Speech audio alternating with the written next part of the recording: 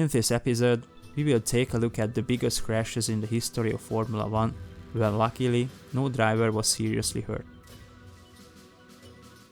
The race was staged under wet conditions due to the rainfall prior to the race, with Vettel and Verstappen in the first row. By that time, many might have guessed that the chance for a crash is slightly bigger than usual. Raikkonen's start was the best among the first three drivers, and he started to overtake the Dutch on the inside. Although the main rival of Vettel, Hamilton, was far behind him, the German decided to move left aggressively to block any overtaking attempt before the first corner without leaving enough place for the other two. Yep, that move didn't make too much sense and they crashed. Raikkonen torpedoed Vettel's Ferrari and the Finn's car was uncontrollable and collided into Verstappen again, and they basically joined forces to let Alonso go airborne, who actually found himself on the podium for a second with the legendary McLaren of 2017. Vettel could keep his first position for a little while, but eventually slipped on the coolant leaking from his car and high-fived the wall. In any case, Ferrari wrote history that day. That was the first time both of their cars were eliminated in the first lap.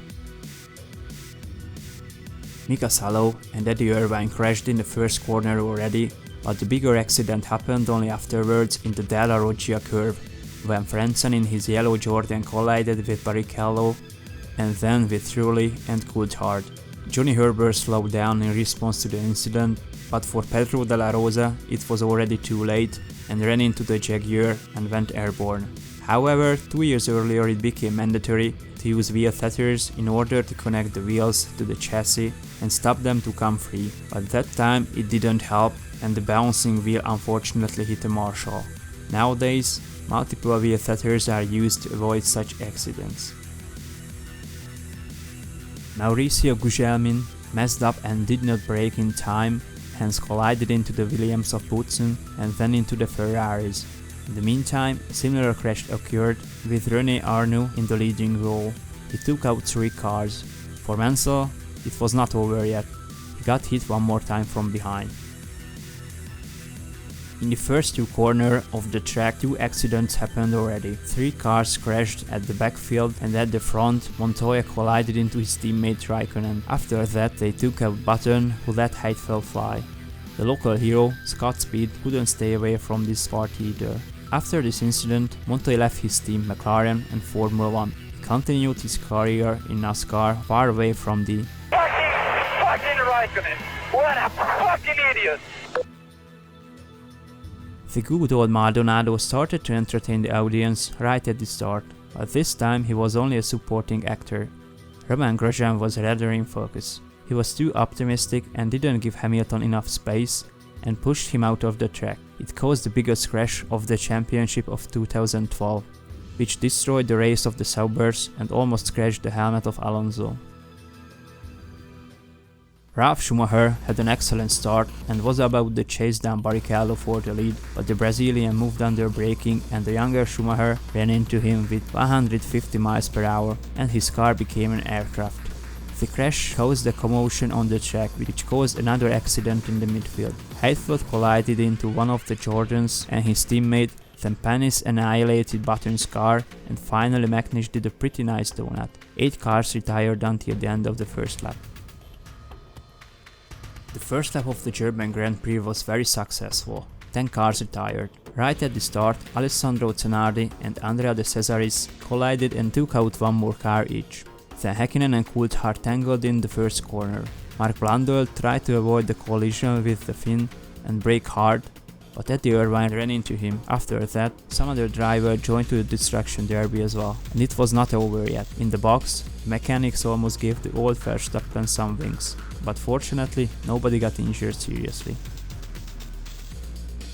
Usually, the excitement only started at the end of the first lap when Jody Scheckter left the track and his car slipped on the grassy area, then spun and hit the wall. Even though he tried to warn the other drivers to slow down, it didn't help due to the dust and the high speed of the cars behind him. The track was narrow at this point and his crash eventually resulted in a pileup with 9 cars involved.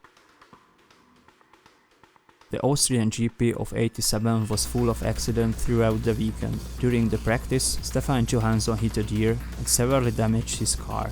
After the start of the race, there was an accident in the first corner and the race was stopped by the stewards. Right after the restart, Nigel Mansell slowed down due to a clutch problem, and that resulted in a traffic jam on the narrow track, and eventually it became a huge collision which ended the race for 12 drivers. For Mansell it was not over yet again. After the podium celebration, Mansell hit the wall one more time with the head.